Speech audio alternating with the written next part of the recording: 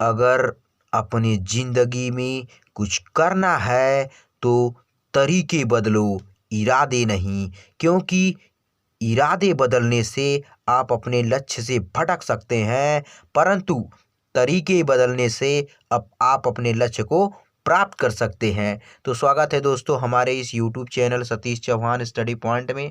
तो दोस्तों आज की इस वीडियो में हिंदी कक्षा 9 पद्य पाठ 5 मैथिली शरण गुप्त रचना पंचवटी के भाग 4 के बारे में अध्ययन करेंगे। तो चलिए शुरुआत करते हैं। सरल तरल जिन तू हिन कणों से हंसती हर्षित होती है।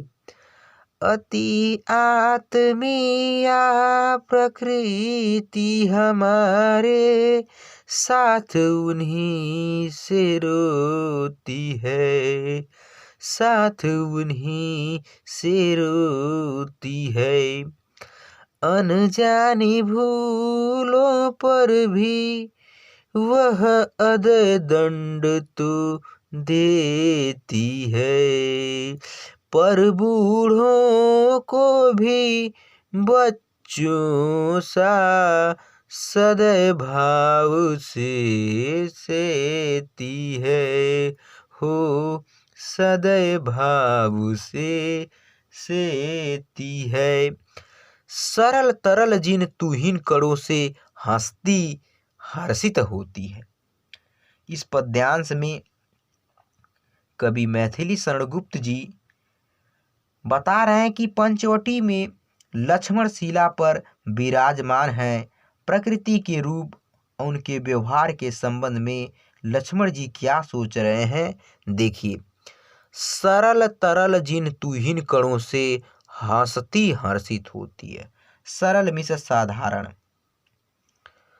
तरल माने पतले, जिन तुहिन मीन्स जिन तुम्हारे, कणों से मीन्स पृथ्वी की जो जल की बूंदें हैं, हर्षित माने प्रसन्नचित, हंसती माने मुस्कुराती होती है। यानी कवि बता रहे हैं कभी तो प्रकृति पृथ्वी पर जिन ओस के कणों से हंसती और प्रसन्न होती सी प्रतीत होती है, वह अति आत्मीया प्रकृति हमारे साथ उन्हीं से रोती है। यानी बता रहे हैं कि अति आत्मी, अति माने बहुत, आत्मी माने मन के, प्रकृति माने ये जो प्रकृति है उन्हीं से रोती है, हमारे साथ भी रोती है। यानी कह रहा है कि उन्हीं ओस कणों के माध्यम से वह हमारे अत्यंत ही निकट और आत्मी हो, कष्टों से व्यथित होकर रुदन करती सी प्रतीत होती है। अर्थात कहने का मतलब यह है कि कभी ओस की बूंदें मोती जैसे चमकदार प्रकृति की प्रसन्नता को व्यक्त करती हैं, तो कभी आँख के आंसुओं के रूप में हमारे दुखों से दुखित हो रोती हुई प्रतीत होती हैं। कैसे प्रतीत होती हैं कि अनजानी भूलों पर भी वह अदय दंड तो देती हैं। अनजानी मीन्स अनजाने में, भूलों माने भूल होने पर, अदय माने आगे, दंड तो देती है यानी दंड दे रही। यानी कभी बता रहे हैं कि कभी तो यह निर्दय और निष्ठुर हो जाती है, क्योंकि यदि अनजाने में हमारे द्वारा कोई भूल के कारण यह हमें कठोर से कठोर दंड दे सकती है, जैसे भूकंप, अतिवृष्टि, बाढ़। ये क्यों होता है? क्योंकि ये प्रकृति का ये नियम है, क्योंकि जो जैसा करता है प्रकृति उसी के साथ वैसा करती है। पर बूढ़ों को भी बच्चों सा सदैव भाव से दिए, परम इस परंतु बूढ़ों माने वृद्ध लोगों को भी बच्चों सा में, छोटे बच्चों के साथ सदय माने दया के साथ, दया के भाव, सेवा के भाव से सेवा करती है। कि कभी आगे बता रहे हैं कि कभी कभी यह हमारी जो पृथ्वी है इतनी दयालु हो जाती है कि वृद्ध लोगों को भी बच्चों की भांति दया भाव से सेवा करती है। तो इस पद्यांश में काव्यगत सौंदर्य के अंतर्गत रस श्रृंगार है, अलंकार में अनुप्रास अलंकार प्रयोग किया गया है। आगे देखिए, 13 वर्ष व्यतीत हो चुके, पर है मानो कल की बात। वन को आते देख हमें जब, आर्य अचेत हुए थे तात, आर्य अचेत हुए थे तात। अब वह समय निकट ही है, अब वह समय निकट ही है जब अवधि पूर्ण होगी वन की, किंतु प्राप्ति होगी इस जन को इससे बढ़कर किस धन की, किंतु प्राप्ति होगी इस जन को इससे बढ़कर किस धन की, इससे बढ़कर किस धन की। इस पद्यांश में कवि ने वनवास के 13 वर्ष व्यतीत हो जाने पर लक्ष्मण के घर लौटने की प्रसन्नता का वर्णन किया है। किस प्रकार किया है, चलिए देखिए। करा कि 13 वर्ष व्यतीत हो चुके, पर है मानो कल की बात। कि लक्ष्मण बता रहे हैं कवि कि लक्ष्मण को जब 13 वर्ष व्यतीत हो जाता है, 13 वर्ष व्यतीत माने बीत चुका है, पर मानो कल की बात। कि लक्ष्मण जी कह रहे हैं कि कवि मैथिली शरण गुप्त कहते हैं कि 13 साल बीत चुका है, परंतु ऐसा लग रहा है कि मानो कल की बात, यानी मानो यह कल ही हमने यह बात कही थी और इसको 13 वर्ष व्यतीत हो चुके। अर्थात हमें एहसास नहीं हो रहा कि हमने 13 वर्ष तक जंगलों में अपने जीवन को व्यतीत कर चुका है, और ऐसा लग रहा मानो कल की ही बात है, यह हमारे हृदय पर छपी हुई। क्या हुआ था, वन को आते देख हमें जब आर्य अचेत हुए थे तात। वन को आते देख यानी जंगल को आते देख जब हमारे भाई अपने भाई श्री राम जी से लक्ष्मण जी कह रहे हैं कि अचेत हुए थे तात। अचेत मतलब बेहोश हो गए थे, तात माने पिता। कि अपने भाई बड़े भाई श्री राम जी से कहते कि हे भैया, जब हम लोग वन को आ रहे थे तब हमारे पिताजी हमारी इस दशा को देखते ही वे बेहोश हो गए थे।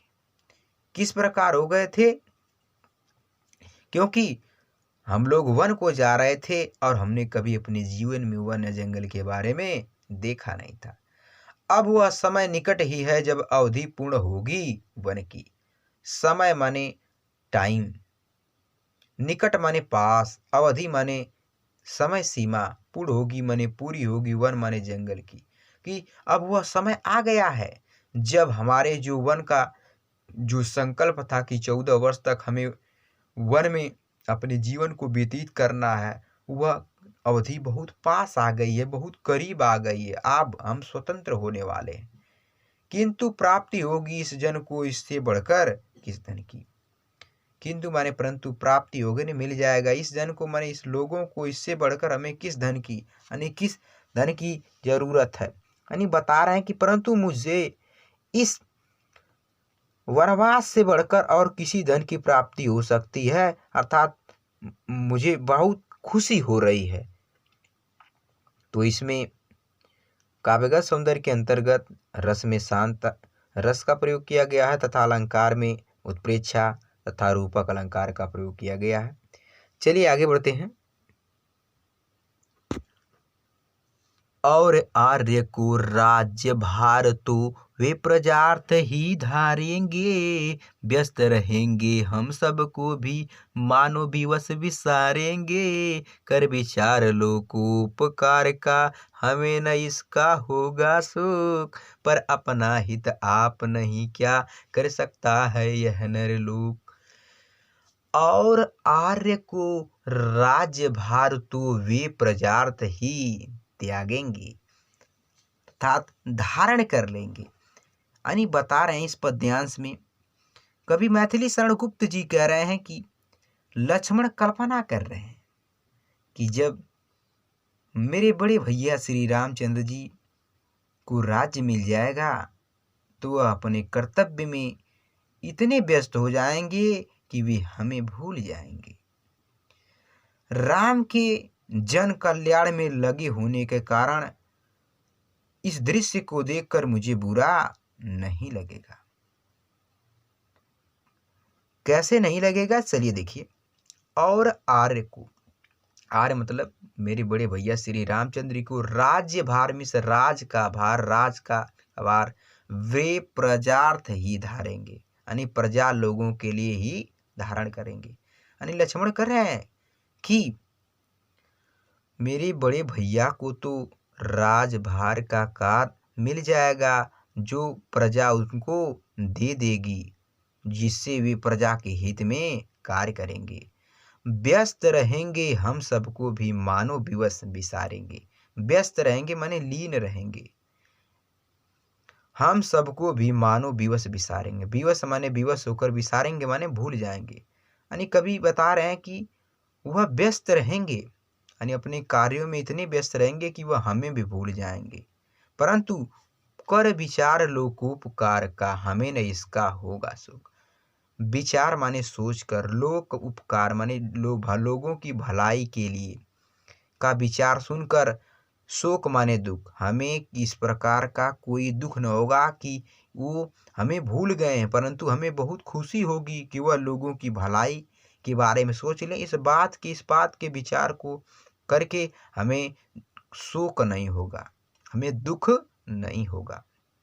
पर अपना हित आप नहीं क्या कर सकता है यह नरलोक। पर अपना हित माने अपनी भलाई आप नहीं कर सकता, यानी अपने आप नहीं कर सकता यह नरलोक माने यह मनुष्य। बता रहे हैं कि परंतु संसार की भलाई के विचार में हम तनिक भी दुख नहीं होगा, किंतु यह मनुष्य समाज राजा का आश्रय में लेकर अपनी भलाई स्वयं नहीं कर सकता। तो ये रहा मैथिली शरण गुप्त की रचना पंचवटी। आज यहीं समाप्त हुआ। ठीक है दोस्तों, इसमें काव्यगत सौंदर्य के अंतर्गत रस शांत है, अलंकार उत्प्रेक्षा है। वीडियो पसंद आए तो इसे लाइक और शेयर करिए। ठीक है, यदि चैनल पर नए तो प्लीज़ चैनल को सब्सक्राइब कर लीजिए और बेल आइकन को प्रेस कर दीजिए, ताकि आने वाली वीडियो की नोटिफिकेशन मिलती रहे। ठीक है, अगले वीडियो मिलते हैं नए चैप्टर के साथ। तब तक के लिए बाय बाय, धन्यवाद।